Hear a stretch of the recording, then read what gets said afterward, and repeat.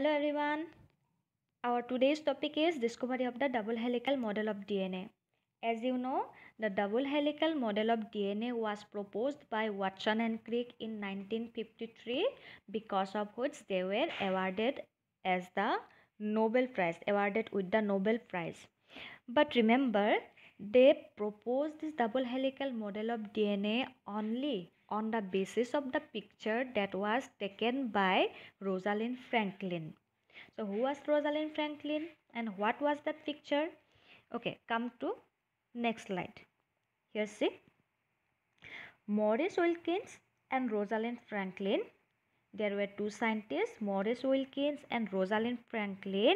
They used the technique called as the X-ray crystallography. Okay, Maurice Wilkins and Rosalind Franklin used the technique called X-ray crystallography to study the molecular structure of nucleic acids. And later, Rosalind Franklin, she was Rosalind Franklin, she produced a picture of the DNA molecule using this technique, on the basis of which Watson and Crick proposed the double helical model of DNA. Okay, now come to the next slide. Here see, this is the most popular double helical model of DNA proposed by Watson and Crick, known as the Watson and Crick's double helical model of DNA. Okay, now come to the next slide. Now we should know the features or characters of Watson and Crick's double helical model of DNA.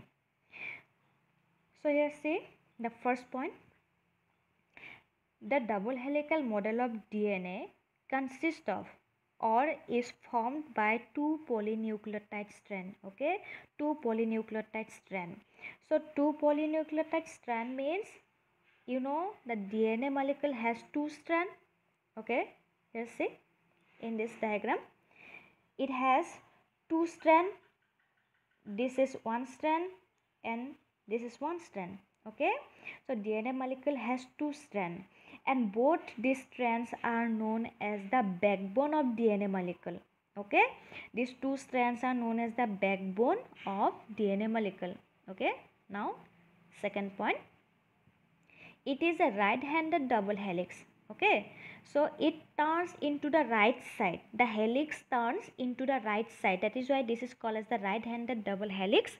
Next, number 3, see, in the helix, two strands are anti-parallel.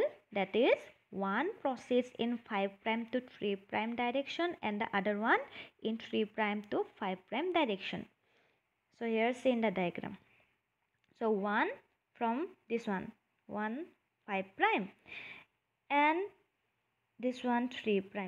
Sorry, here see this one 3'. So next strand starts from 3' and 5'. That means always both strands are anti-parallel. That means if one strand starts from 5' to 3' direction, then next one starts from the 3' to 5' direction, and this character is called as the anti-parallel. Okay, opposite, anti-parallel. Okay, so now see the next number character. The helix has a diameter of about 20 angstrom all throughout its length. That means the distance between the two strands, okay, the distance between the two strands of DNA is 20 angstrom. Remember, the distance between the two strands of DNA is 20 angstrom all throughout the length. Next number, the DNA helix makes one complete turn at every 34 angstrom along its length, and one turn contains 10 base pairs. Okay, again come to the picture. So here see in the diagram. So this DNA double helix make one complete turn at every 34 angstrom. Okay, so here see this one. So this one is a complete turn from this point to this point. This is one complete turn, and one complete turn contains 10. How much? 10 base pairs. You know base pairs means? Base pair means nitrogenous base pair. Can you see? These are the nitrogenous base. Inside this double strand, all these step type of structures, sticks type of structures are called as the nitrogenous base pair. Okay, so in one complete turn in the helix, in one complete turn, how many base pairs are present? There are 10 base pairs present. Okay, how much? There are 10 base pairs present. This is one character of the double helical model of DNA. Okay, so now come to the next one. Here see, the adjacent deoxyribonucleotides are joined together in a chain by phosphodiester bridge. That means in two strands of DNA, the deoxyribonucleotides are present. These deoxyribonucleotides are joined to each other by phosphodiester bond, or you can say phosphodiester bridge. Okay, I will show you one diagram. Look, here see, suppose this is the double helical model of DNA. Okay, where here you can see. Okay, here see, these are the two strands of DNA, and in between the two strands of DNA, these are the nitrogenous base pair. Okay, and these two strands are known as the backbone of the DNA molecule. Okay, or in the backbone of the DNA molecule, the phosphate group and the sugar groups are present. Sorry, the phosphate group and the sugar molecules are present. This one is the phosphate one, and these are the sugar.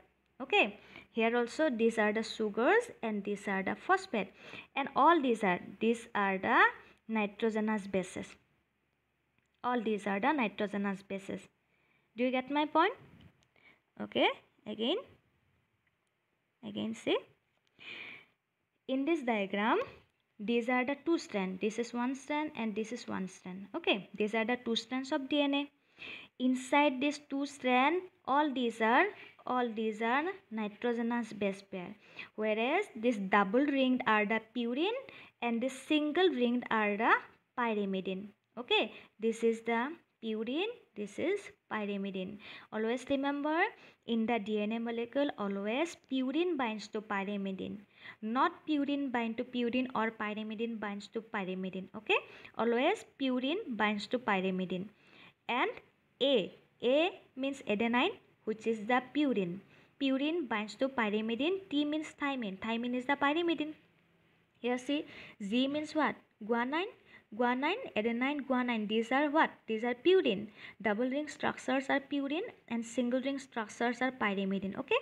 So this is all about the inner side of these two strands of DNA. Now come to the outside. Outside means in the backbone. Come to the backbone means in this two strand.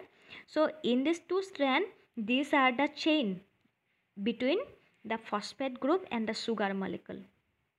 Okay, so always this phosphate molecule binds to the 5 number carbon in the sugar molecule. Do you get my point?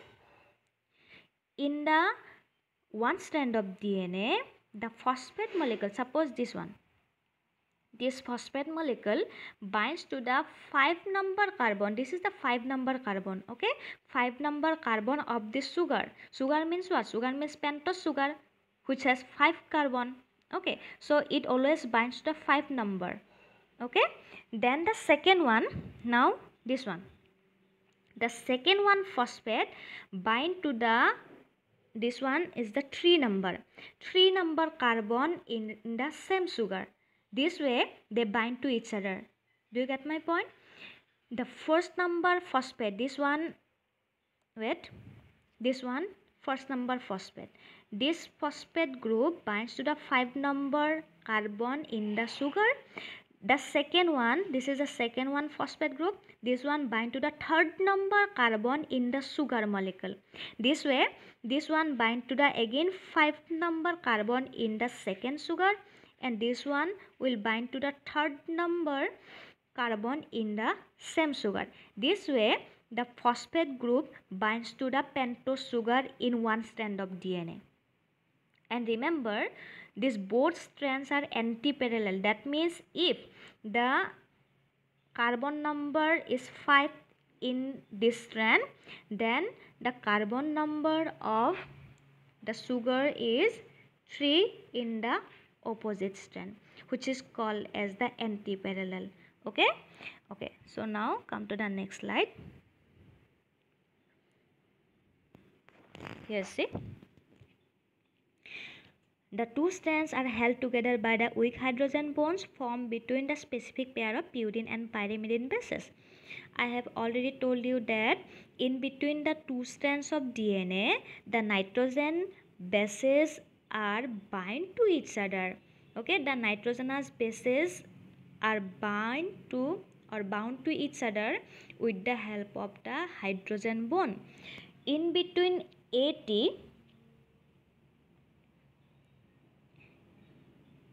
okay, see here, all these are the nitrogenous bases.